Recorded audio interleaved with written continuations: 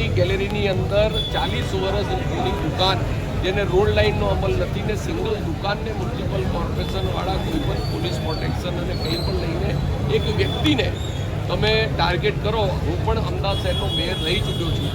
આવી લાખો અરજીઓ અમદાવાદ મ્યુનિસિપલ કોર્પોરેશનમાં છે. ત્યાં કોઈના ઘરમાં કોઈએ નાનું મોટું મકાનનું બાંધકામ કર્યું હોય, કંઈ એક રૂમ બનાવ્યો હોય, કંઈ કોઈએ વરંડો કર્યું હોય, કોઈ દુકાનની અંદર નાનું મોટું રિનોવેશન કર્યું હોય, એનો અમલ કોઈ દિવસ કોર્પોરેશન નથી કરતી.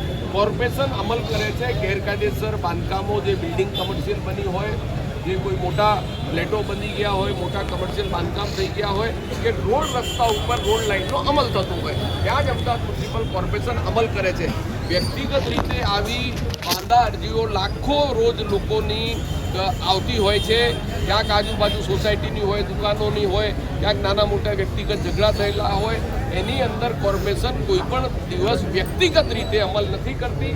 અહીંયા વ્યક્તિગત રીતે એક જ દુકાન એ રોડથી 10 ફૂટ અંદર છે, બીજી દુકાનોથી પણ 10 ફૂટ અંદર છે, એ એકલી દુકાનને મ્યુનિસિપલ કોર્પોરેશનના એસ્ટેટના અધિકારીઓ જે અહીંયાના જેમની દુકાન છે, જે અસરગ્રસ્ત વ્યક્તિ છે, જેને પોતાની